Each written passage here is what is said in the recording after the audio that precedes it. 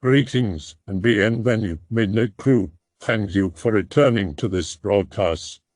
And welcome to new viewers joining us for the first time. If you like a video, then feel free to subscribe. This will take a while, green texting on my phone. Here's my story about what happened to me and a few other people while sleeping aboard the USS Lexington. I was 15 and it was time for our Boy Scout troop's annual trip to the USS Lexington. Every year my troop would take part in the live aboard program. You basically spend all day and night on the ship, sleep in the old enlisted quarters, and have fun. Every year we would hear the same stupid one spooky 4-me ghost stories from the same dude. Then it was lights out. But a few in the group, about 8 or 10 of the older youth, would stay awake all night for fire watch. Back then we would have to take all the tours once an hour throughout the night. All of the main hall lights were out, so it was pretty creepy. I wasn't selected for fire watch the previous year. This was my third cruise, so I was pretty stoked. This year it was myself and 4 guys from my troop, along with about 4 guys and 1 girl from a venturing crew that was there. We goofed around for about half of every hour and then went through the tours. After a few hours I head out with 3 of the venturers. Let's call them Dudes GF, and Pimple Face. We head up from our galley type area into the hangar bay. Tick related and OP I can't draw. Once we're in the hangar bay we started towards the bow of the ship. The only thing with lights on in the entire hangar bay was the snack bar. Sleeping quarters were adjacent to the fantail, rear lower deck of the ship. We're just shooting the shit, saying no way were we going to run through the engine room. Walking side by side I was between Dude and the vinyl wall that deprecated everyone from the restoration area. As we walk we hear a little girl giggle. WTF.WEV. We all look at each other and immediately look around. We don't see anything or anyone. Maybe it's the guy from the ghost stories ducking with us is what we come up with. Whatever, we were all between 15 and 17, and there was a girl there, so we ballsed up and kept going. We make it about another 20 yards before we hear it again, but distinctly louder and obviously from behind this time. We all turned around and there he was, pick related. We all stood still for what seemed an eternity, but what must have only been a couple of seconds. It was unlike anything I'd ever seen.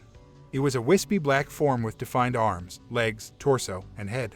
The eyes and the mouth were hollow, like you could see the light from the snack bar behind it. It was like he was staring at us with a grin in his void of a mouth. I don't know why, but even with the girlish giggle, I've always felt that it was masculine. Then in a blink of an eye it moved behind the corner. I don't mean that it ran, it just went without moving its legs, and this was at least 15 feet. I looked at Dude and he looked at me. We both immediately dashed after it. We sprinted 20 yards and came around the corner. Nothing was there except for the passage to the engine room. There was nowhere else for anyone to have gone but to the crew quarters, and we would have seen that. Pimple Face and GF caught up to us. GF asked what it was. We had no freaking clue. Dude and I had this overwhelming sense of dread and a need to follow it. Pimple Face was cowering out and GF wasn't going to stay behind, so we headed back to our area in the crew quarters.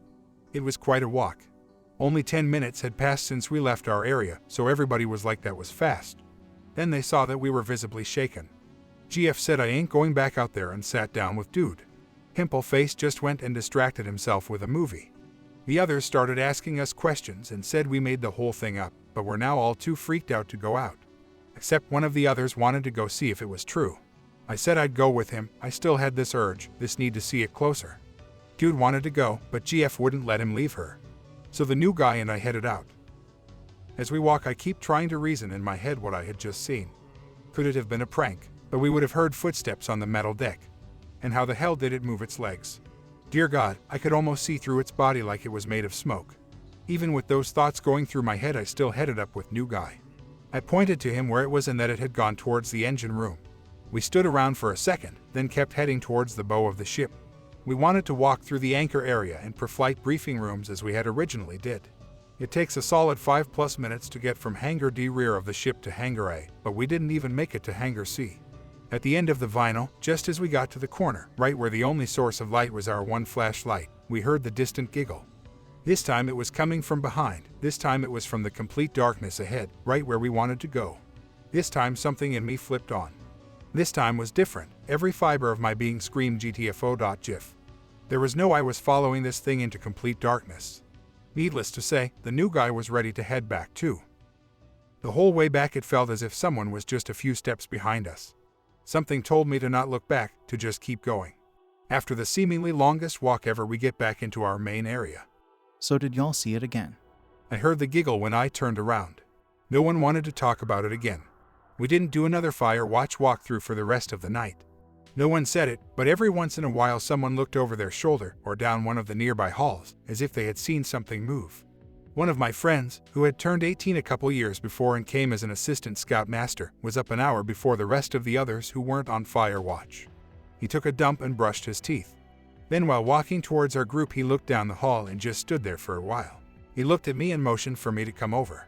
Is anyone from the Cub Scout pack down there? Nope, they're all in the quarters on the other side of the head bathroom. He looked at me, then back at the hall. Then why did I see someone walk into the room down there as I passed by? I looked at him, smiled, and said, "You don't even want to know." That morning everything went normal, except we went and informed the director of the live aboard program, the same guy that tells the spoopy stories about the previous night. I've heard all the stories, but that's a new one. If I get any more reports, I'll believe it.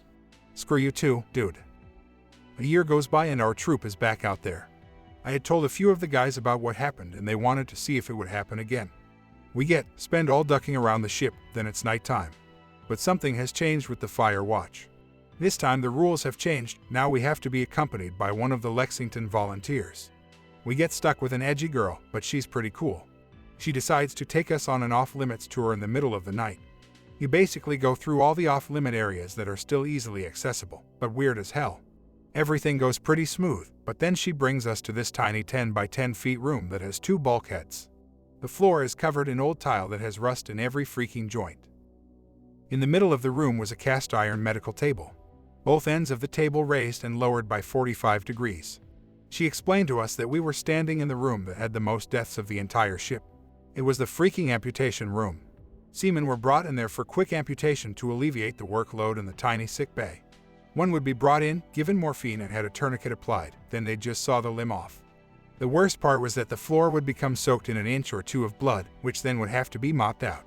The blood had soaked into the cracks of the tile. The same exact thing we were standing on. The blood that had soaked in below the tile is the reason that room was the only one that had rust. Creepypasta.pnv. As soon as we stepped out of that room, I felt that same presence as the year before. I kept seeing shadows out of the corner of my eye. Felt like something was walking beside me. But nothing else major happened. She told us some of the stories framed untastefully to tell to the general live aboard group. One such story claims that there are a minimum of 2 resident demons on the ship. The rest of the trip was normal, nothing interesting. That was the last year that my troop went to the Blue Ghost, one of the Lexington's nicknames, while I was still in Scouts. Alright, X-Files. I had another thread 2 nights ago where I told you all about my encounter on the USS Lexington. Now, as promised, I will tell you about an unrelated darkness that followed me for years of my life, until it finally got what it wanted. I told you this story once before in February 2012, which was 1 year after the climax of events. This story isn't easy for me to tell, and I don't expect everyone to even believe it, but due to the nature of events I will be changing the names of those involved. I was about 12 or 13 years old when my parents and I moved to a small house on the coast. The area was rumored to have been controlled by a pirate back in the day who was involved with slave trade. Who cares, maybe we'll find treasure. My brothers would live with us on and off, kind of erratic. This new place was in the boondocks, no one my age lived near. It was here that I would become truly comfortable with my own company. As the months progressed, I started to feel something watch me. I chalked it up to my imagination. Things would go bump in the night. Doors would creak open or shut. This place is old.gif. I started to become uneasy walking to the kitchen at night, but I had never been afraid of the dark. After about a year, we moved to a slightly larger house, maybe 1,600 square feet. This house was located half a mile from the ocean, but in a town that had a dark history of witchcraft and sacrifice. Things started to get tough for me here. That feeling of being watched grew into something more. I no longer felt comfortable outside of my own room. There was a sense of uncanny comfort, as if when I would walk through the rest of the house I didn't feel safe. I started to have darker and darker thoughts. Looking back now, I can truly see my decline. My dark thoughts led me, and I followed. I learned to fake a smile and laugh when around other people, but I knew what I truly wanted. When I was alone, I could feel the presence that would enter into the room. It was dark, strong, and overbearing. I knew that it was evil, but I kept giving into it. It was as if it would whisper ideas into my ear. Then it started. One day I finally decided to listen. I hadn't realized that I had slipped into a deep depression. But all of a sudden I felt an immense hate for myself come over me. Then it hit, one small thought popped into my head. Just pick up your fillet knife and cut yourself. I picked it up and just stared at it. If I do it on my thigh, no one will know, I thought. So I did. I watched as I made a small slice into my soft inner thigh, and blood trickled down. It was strange, it didn't really hurt. I did it again and again and again. Then I realized what I had just done. I threw the knife down and put a wash rag over my small wounds. What am I doing? What's wrong with me? I thought. I tried to go on with my life, but a few days later that presence came back into my room. I would continually give in to the urges, I would let more of my blood. It became almost like a ritual for me. I would sharpen my blade, turn out the lights, and cut my flesh. I didn't tell anyone, no one knew. It was just for me, or so I thought. I began to get darker thoughts in my head. Walking through the store, I would imagine doing terrible things to people. Terrible things that no person should ever imagine. I was changing into something terrible, a true monster of flesh and bone. Then, one day, I caught a glance of myself in the mirror. It was my face, but not me. I leaned in, looked at the reflection, and stared into my eyes. That's when I get the overwhelming need to end myself before I killed others. I went to my room, calmly prepared my blade as usual, sat in my chair and pulled my leg up. I placed the cold blade to my skin, right above the femoral artery. At that moment I felt the darkness come over me, surround me, as if a hand was placed on my hand to guide it deep. That's when I finally did what I should have done in the beginning. I stood up in protest. I felt a cold shiver go down my spine as an unexplainable tear formed in my eye. Said out loud, "Leave me alone. I don't want this anymore. I don't want to feel this pain. Leave me alone." At that moment it was gone. I didn't know why I had a tear. I didn't feel like crying. That night I finally slept well.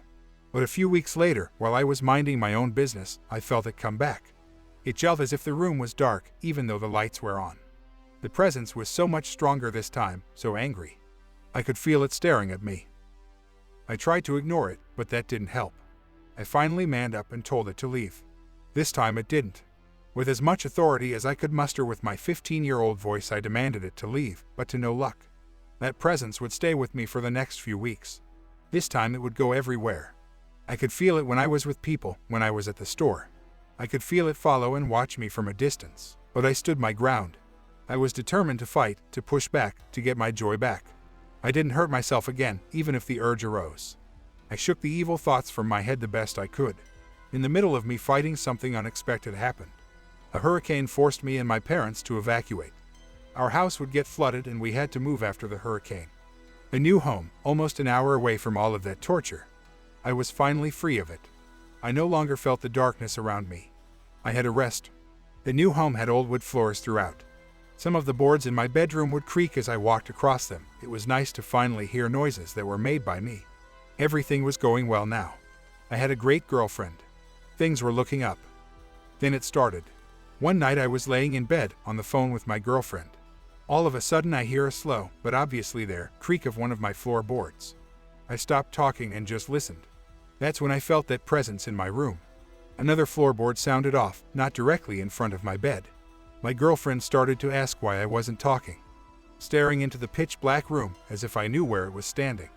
I simply said, "Oh, there's just something walking around my room that doesn't belong." My girlfriend went quiet and asked what I was talking about. I ignored her and picked up the conversation. A few minutes later I heard the floorboards creak as if the darkness was walking away, then I felt peace. Things of that nature would continue to happen. The darkness would stop in from time to time, almost as it was checking in on me. One night in particular, as I was laying in bed, it came back. I could feel its rage boiling beside me. It just stood there for what seemed like forever. I finally could feel it lean over me. It was as if its face was just inches from my own. At that point I jumped out of my bed with a true boldness. My room was completely dark. But with eyes wide open, I pointed to where I could feel it standing, as if I was shoving my finger in its face. I felt all the hairs on my neck stand up as that same unexplainable tear formed. I told it that it no longer had its hold over me, that it had no reason to be there. I told it to leave, that this was my house, my life. I got back in bed, then a few minutes later it was gone. But I knew it would be back, it was persistent. Months would go by. I would break up with that girl, find a new cutie pie.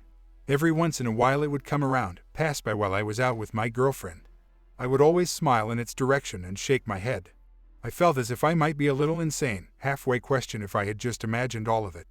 Then one day my brother's girlfriend would move in with, even though he had moved out while he was at college. She was a beautiful girl, a dark-haired beauty here on a work visa from a South Central Asian country. Let's call her Anna. I don't want anyone knowing her real name for fear of them looking up to her. Well, never mind. Anna moved into my brother's old room. It was basically an add-on apartment. It was connected to our kitchen, it had its own full bathroom, and an exterior. I was jealous.pdf. Soon the darkness would start coming around more often. It would linger, but then go off, but almost as if it was just far enough away for me to not fully sense. Then at night I would feel it following me as I would through the house. This continued in varied frequency, sometimes it wouldn't happen. But as time progressed it would become a constant. Then I started to feel I was being followed around the house even during the daytime. That's not right. WEBM. Our inside dog began to act strange. It would stand outside my parents' room and just bark towards. It just stopped going in there. You could even get it to come in here for a treat. The cat would randomly hiss at something in there as well. Oh well, it could still just be in my head. Then one day I was chilling with Anna in her room. She was awesome, the closest thing I had ever had to a sister. My parents loved her like a daughter. We started talking, and she asked if I ever got an uneasy feeling in the house. I told her yes, but I didn't give any details of my past history. She admitted to me that she wouldn't leave her room if no one else was home. She wouldn't go into the rest of the house at night no matter who was home. It was like something was following her. I changed the subject fast. After that night things would get worse. There was constant fighting in our home, bickering, the peace was gone. Ended telling my brother about it while he was in town. Apparently he knew all about this kind of stuff. One day he brought some white sage and burned it throughout the house. He said it would cleanse it. It did, for at least a couple weeks. Then one day a scream came from my parents' room. I'm the only one home, and that sounded like an old woman. At that moment our inside dog, who was like 16 years old and could barely walk, came running from that room. This can't be good. Things stayed intense after that. Then all of a sudden things just stopped. Nothing. For 4 days it was absolute peace. The 4th day was Valentine's Day. I spent the day with my girlfriend antiquing, whatever it's for her anyway. Found some cool World War II stuff, sweet. That's when I got a call from my mom. Hey mom, what's up? Hey honey, where are you? I could tell by her tone that she was upset. Mom, what's wrong? Where are you? I'm with Lily, we're downtown at the antique stores. All right, honey, can't you come home? Mom, what hell is going on? Sweetie, it's Anna, she. No, don't you say it. I knew, somehow I knew. I fell to my knees in the middle of the antique store. Somehow my mom got out the next sentence. Baby, Anna is dead. She killed herself. At that moment I just started crying in the store. My mom told me to stay at my girlfriend's house. They'd call her parents. They didn't want me there to see it. Lily ran over to me as I hung up the phone. I was an utter mess. I told her what happened. She had no idea how to handle the situation. I managed to pull myself together long enough to get to the car. She drove me to her house. I crashed on the game room bed. Her parents were pretty cool people. After that my parents and I stayed in a hotel for 2 weeks. We finally went back to that house. There was a strange peace to it, as if everything was over.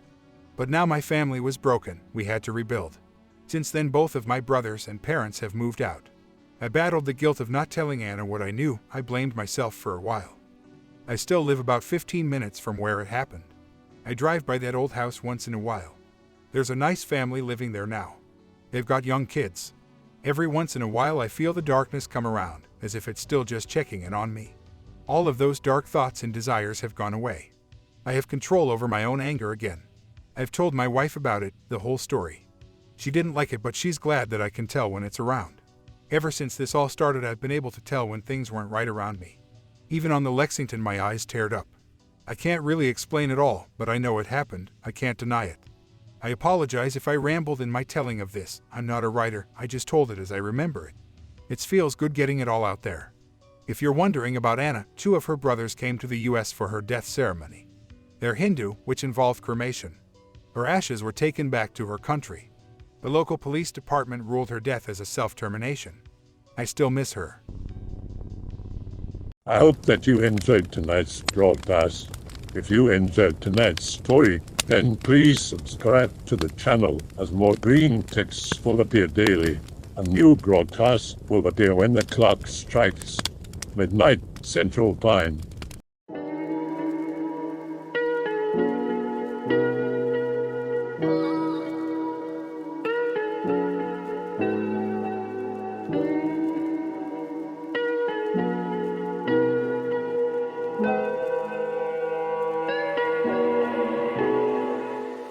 Remember to check out the Odyssey page in the description for a second archive of the channel's videos.